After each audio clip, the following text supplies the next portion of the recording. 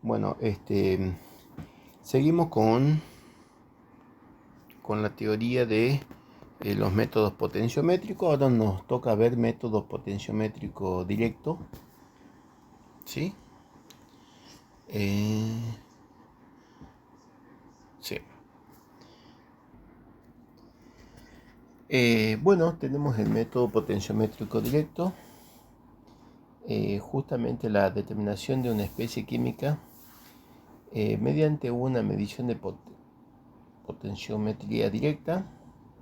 Es rápida, es simple. Requiere solo la comparación del potencial desarrollado por el electrodo indicador en la solución problema con el potencial obtenido cuando se sumerge en una o más soluciones estándar del analito.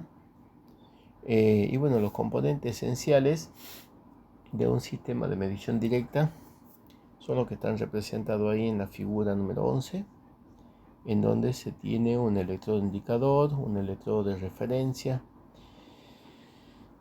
dispositivo de lectura, bueno, y la solución, ¿no?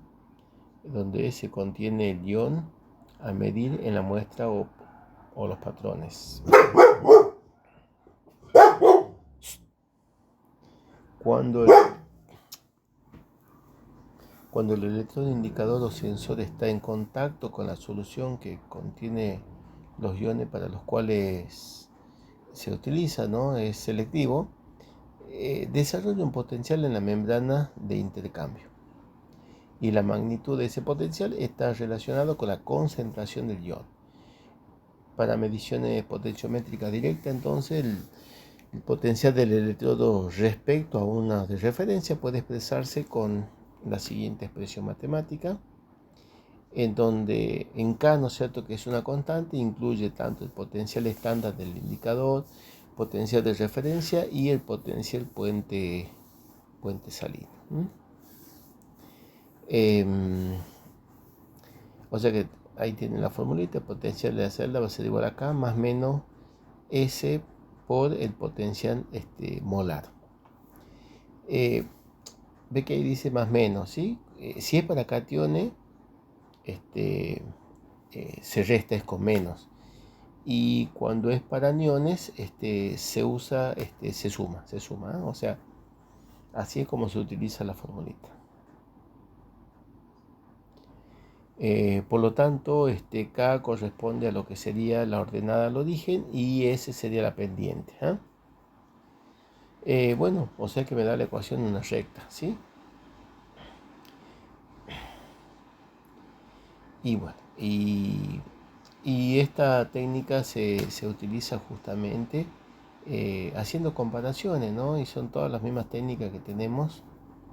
En la ecuación se determina el potencial molar y para eso primero se debe evaluar el valor de K y el valor de la pendiente.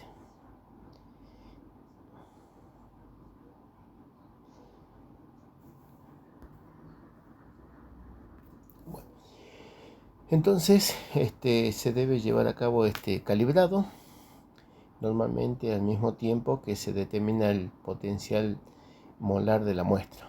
Los métodos de trabajo potenciométrico directo son lo mismo que ya se vio para otras técnicas instrumentales. Así tenemos lo que es la recta de patrono de calibración. En este caso se miden potenciales de una serie de soluciones patrones y justamente con esos datos se construye la recta de calibración. En la misma condición de trabajo se mide el potencial de la muestra, ¿no? Mediante el análisis de regresión lineal se determina la ecuación de la recta de calibración y a partir de eso se encuentra la concentración incógnita, ¿no? Bueno, acá tenemos un ejemplo de ese tipo de problema. Se desea conocer, dice, la concentración de cobre más 2 en dos muestras, a la que se denomina M1 y M2. Y se dispone de 5 soluciones patrones. Se mide los potenciales de todas las soluciones y se confecciona la siguiente tabla, ¿sí? Entonces ahí tenemos, bueno, ahí está la concentración. Después se saca el potencial molar, ¿no es cierto?, de esos valores. Y bueno, y los potenciales calculados, ¿sí? Y los potenciales determinados con el potenciómetro tanto de los patrones como de las muestras. Se aplica el análisis de regresión lineal justamente a los valores de la solución patrón de la tabla 2 y se encuentra la ecuación de la recta, ¿sí? De calibración. Y bueno, y que tiene una correlación igual a 0,999. Entonces ahí nos queda que el potencial va a ser igual a la ordenada, que es 338 menos la pendiente 28,5 por el potencial molar, ¿sí? En esta ecuación se reemplazan los valores de potencial medido en milivoltio para la muestra incógnita y se obtienen las concentraciones expresadas en potenciales molares, que por supuesto después que es el menor logaritmo de la molaridad, ¿eh? Bueno, para el potencial S de la muestra 1 de 303 milivoltios me dio un potencial molar 1 de 1,23, lo que corresponde a una concentración de 0,0589 molar. Para el potencial, o sea, la muestra 2 de 300, el potencial molar 2 de 1,33, y de ahí uno saca el antilogaritmo de menos ese valor y me da 0,0468 molar. Bueno, si se hubiera hecho la gráfica, ¿sí? Básicamente se interpola y se saca el potencial molar y después ya se hace como en el caso anterior.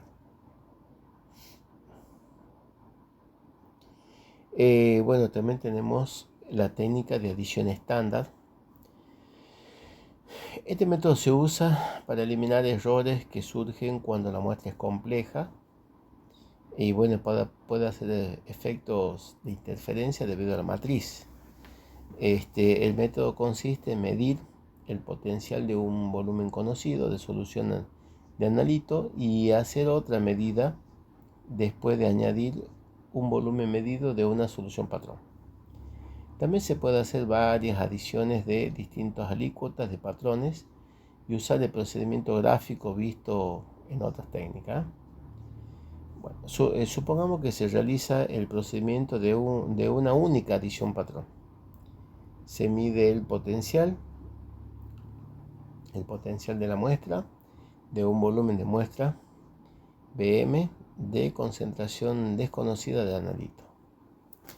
Entonces esta es la ecuación, ¿sí? La concentración del potencial de la muestra igual a K más S por el logaritmo de la concentración de la muestra. Luego se agrega un volumen determinado del patrón BP, que de concentración conocida del analito CP. Entonces el potencial total de la mezcla resultante, bueno, queda expresado de la siguiente manera. Bueno, toda esta deducción, como ya les dije, no nos van a preguntar, no nos pregunta, ¿sí?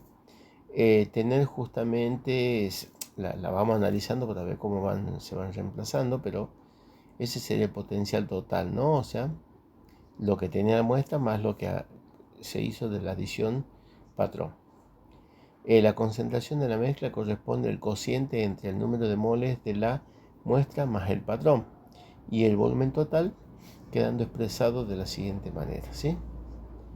Se reemplaza esa concentración total de la expresión de total para resolver el sistema de ecuaciones y encontrar la concentración de la muestra. Para eso se resta el potencial total menos el potencial de la muestra y se llama ρ, el volumen del patrón sobre el volumen de la muestra, y el épsilon en ese caso es el potencial total menos el potencial de la muestra, ¿eh? Entonces me da esa formulita: la concentración de la muestra va a ser igual a ρ por la concentración del patrón sobre corchete 1 más ρ por 10 elevado al épsilon, ¿no es cierto? Que era eso, menos 1, ¿eh? Entonces, bueno, Acá tenemos el problemita, dice la concentración del calcio en suero se determina usando un electrodo selectivo de iones. El potencial medido con el electrodo en la muestra es 619 milivoltios, por lo que se puede expresar el potencial. Entonces ahí está, el potencial de muestra va a ser igual acá, más 0,0592 sobre 2 por logaritmo de la concentración del calcio, ¿sí? Y bueno, y eso me da 0,619. A 50 mililitros de la muestra se le agrega 1 mililitro de una solución estándar 1 molar del mismo ion y se mide el potencial de la mezcla dando un valor igual a 625 milivoltios. La expresión del potencial queda como el potencial total va a ser igual acá más 0,0296 por el logaritmo de la concentración total, ¿sí? Y bueno, y eso me da 0,625 voltios. Ahora se calcula primero la relación de los volúmenes, ¿no? Volumen de patrón sobre volumen de muestra. Y bueno, es 1 sobre 50, me da 0,02. Y calculamos el valor del épsilon, ¿sí? Entonces ahí hacemos 0,0060 sobre 0,0296. Y eso nos da justamente 0,203. Finalmente, la concentración del calcio en el suero queda de la siguiente manera. Bueno, es reemplazando la fórmula, ¿no? Lo que valía ρ, que era 0,02 por la concentración del patrón 1 sobre 1 más ρ más 0,9 por 10 elevado a la 0,203 menos 1 y me dio 0,0318 molar. Básicamente es este tipo de problemita es reemplazar los datos, pero bueno, yo tengo que saber qué me expresan cada término. Y después tenemos el método del patrón cercano. Bueno, la otra técnica sería el método del patrón cercano. En este método se calibra el electrodo con un patrón cuya concentración es similar a la concentración que se desea medir. Bueno, de esa manera nos aseguramos de que sea una función lineal. Supongamos que la medición se hace para un anión X, cloruro, sulfuro, nitrato. Entonces la respuesta es proporcional al logaritmo de la concentración de ese anión, que se puede reemplazar como potencial del anión, ¿sí? El menor logaritmo de ese valor. Entonces la fórmula queda así. El potencial va a ser igual acá más S sobre Z que es el número atómico, por logaritmo del anión, va a ser igual a K más S por el potencial de X. Entonces tenés para el patrón, el potencial del patrón es K más S por el potencial de ese anión en el patrón, y lo mismo para la fórmula de la muestra, ¿sí?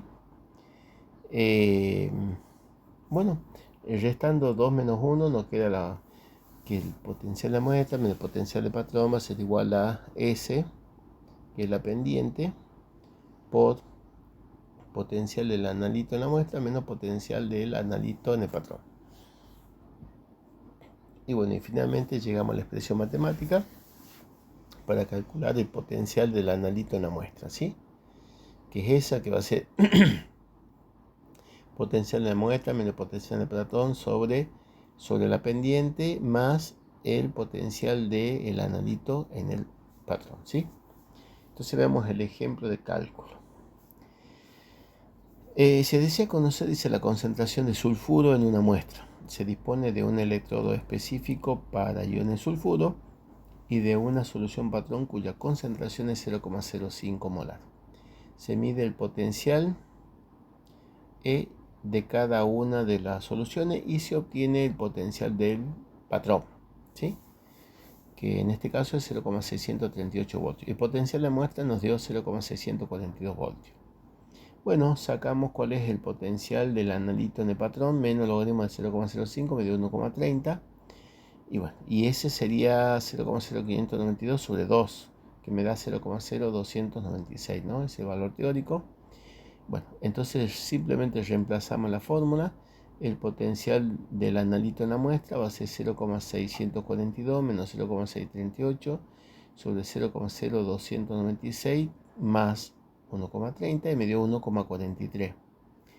De esa expresión se obtiene finalmente la concentración, que sería el antilogaritmo de menos 1,43, me da 0,0369 molar, y esa es la concentración del ion sulfuro. Bueno, me da otro ejemplo, ¿no? Otro ejemplo típico de esta forma de trabajo es la medida de pH. Dice, se debe calibrar el pHímetro con un buffer cuyo pH es perfectamente conocido y cercano al de la muestra. Para trabajo más preciso se calibra por lo menos con 2 tampones, ¿sí? O sea, 2 buffers. En este caso, si aumenta el pH, disminuye el potencial, como se espera, dice, sea la variación de potencial para un catión, ¿no? Claro, protón, concentraciones el cobre más 2. Entonces tenemos potencial igual acá más S sobre Z positiva por logaritmo de la concentración de ese analito, ¿sí? Y va a ser igual acá menos S por el potencial. Claro, cuando es un catión se resta y cuando es un anión se suma. Y bueno, la expresión matemática me queda así: potencial, ¿no es cierto? El pH, en este caso de la muestra, va a ser igual al potencial del patrón menos el potencial de la muestra sobre S más el pH del patrón. Y bueno, ahí tenemos un ejemplo. Se desea conocer el pH de una muestra ácida. Para ello se usa, dice, como referencia un buffer de pH igual a 4, cuyo potencial medido es de 0,787 voltios. La muestra en análisis tiene un potencial de 0,822 voltios, realizándose, dice, las medidas con un electrodo de vidrio combinado. Entonces tengo el potencial de patrón 0,787, potencial de la muestra 0,822 voltios, bueno, S, ¿no es cierto?, que es la pendiente, 0,0592, y el pH del patrón 4. Entonces reemplazamos y bueno, el pH de la muestra va a ser 0,787 menos 0,822 dividido en 0,0592. El resultado de eso le sumo 4 y me da 3,41. Y ese sería el pH. Bueno, y después ya tenemos los métodos indirectos, que son para las valoraciones potenciales. Bueno, y en el caso de los métodos indirectos,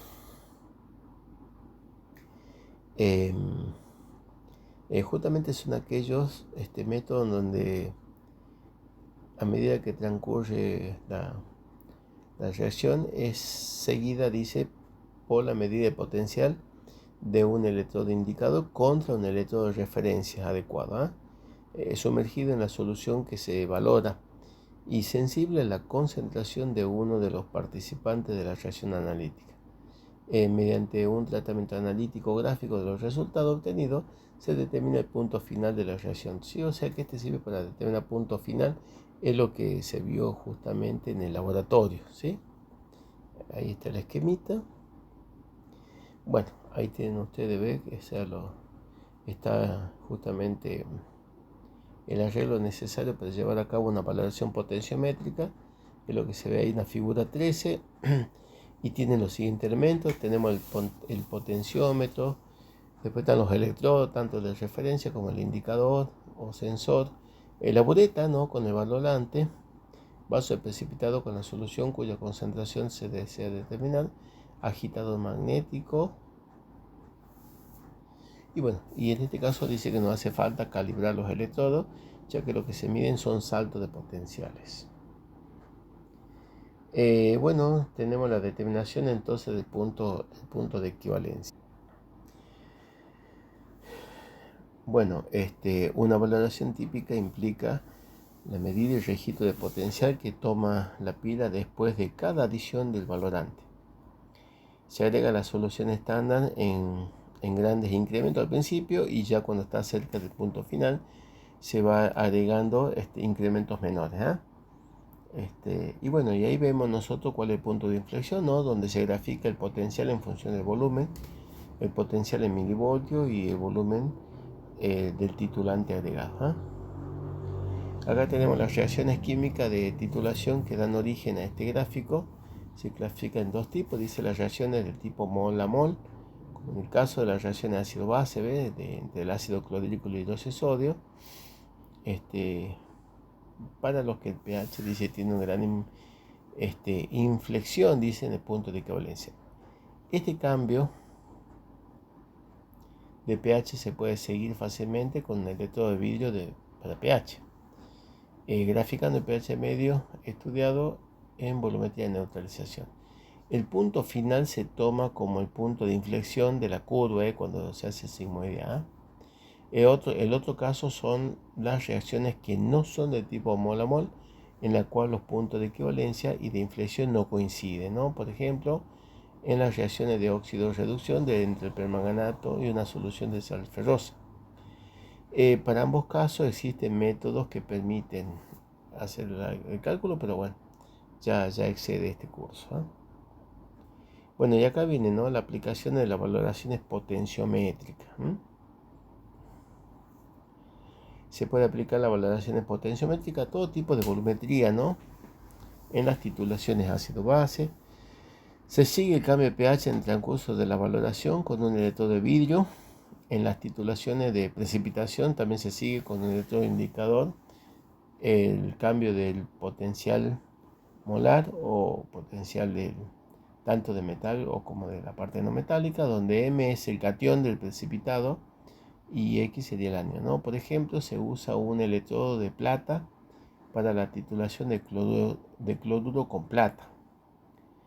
Las valoraciones redox se usan extensamente, dice, con un electrodo inerte, ¿no? Por ejemplo, platino, y un electrodo indicador adecuado.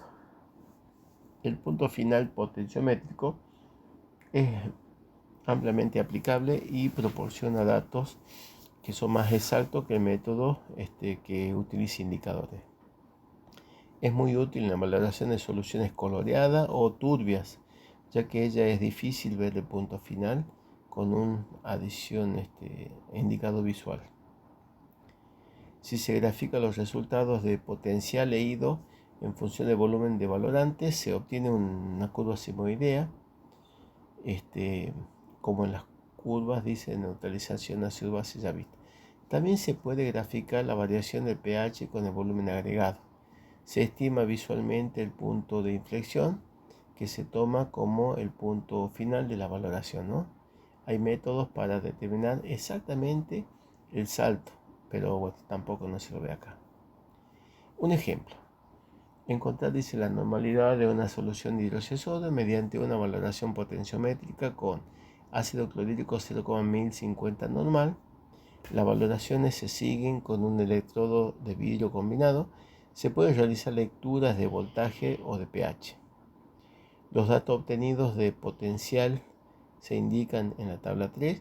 Con estos valores se realiza el gráfico de la FEM en función del volumen agregado del valorante y se obtiene el sigmoide de esta figura. Bueno, y ahí hay unos ejemplos.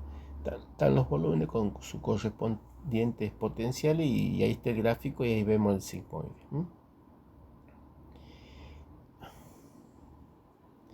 A partir del gráfico se puede determinar el volumen en el punto de equivalencia correspondiente al punto de inflexión de la curva, ¿no? O sea, en ese caso 4,50 mililitros.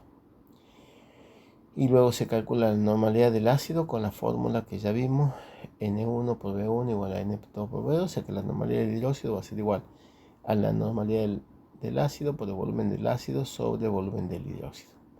Y en este caso me da 0,09450 newton. Si por ahí no se puede observar bien este método, se puede utilizar el método de la primera y de la segunda derivada para determinar bien el punto de equivalencia, ¿sí? En el método de la primera derivada, ese es el gráfico en donde estamos en el pico máximo, nosotros bajamos y ese sería el volumen, ¿sí? Es el método de la primera derivada cuando se grafica delta de E sobre delta de B en función del volumen. En este dice el punto de equivalencia teórico sería el máximo de la curva correspondiente a la 35,575 mililitros. Pero si vamos al método de la segunda derivada, el delta 2 de potencial sobre delta V al cuadrado en función del volumen, bueno, en ese caso el punto donde la función toma el valor 0, corta el eje de los volúmenes, corresponde justamente al volumen del punto de equivalencia.